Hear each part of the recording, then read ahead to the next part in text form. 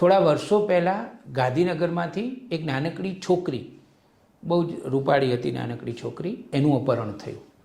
બહુ નવાઈ લાગી. થોડા દિવસ રાહ જોઈ કે જેણે અપહરણ કર્યું હશે એ પૈસા માગશે અને ફોન આવશે, પણ એવા કોઈ ફોન પણ ના આવ્યા, એવી કોઈએ માગણી પણ ના કરી. એટલે પોલીસને પણ તકલીફ પડી.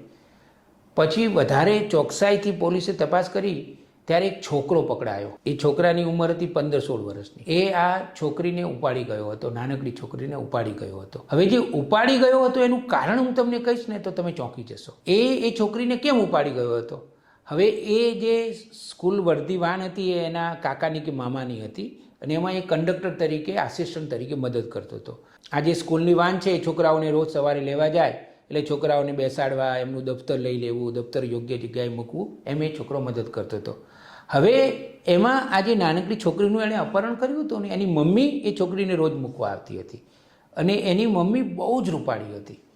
આ 15 વર્ષના છોકરાને એની મમ્મી જે કદાચ 28 વર્ષની કે 30 વર્ષની કે 32 વર્ષની હશે, એ બહુ જ કમી ગઈ. એને એવું થયું કે હું આની જોડે લગ્ન કરી લઉં. હવે પણ એ પોતે તો 15 વર્ષનો અને પહેલાં પરણેલા બેન 30-35 વર્ષના, એની જોડે કેવી રીતે લગ્ન કરી શકે? પણ આ ટીનએજરની ભૂમિકા છે ને આખી, એનું જે માનસ હોય છે, એનું જે વિશ્વ હોય છે, એ જરા જુદા પ્રકારનું હોય છે.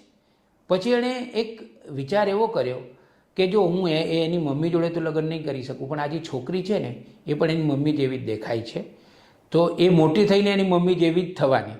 એટલે જો હું એ છોકરીને ઉપાડી લઉં, પછી એ મોટી થશે એટલે હું એની જોડે લગ્ન કરી લઈશ. એટલે એવો વિચાર કરીને એણે એ છોકરીનું અપહરણ કરેલું. કલ્પના પણ ન કરી શકાય એવો આ કિસ્સો સાચો છે અને ગાંધીનગરનો છે.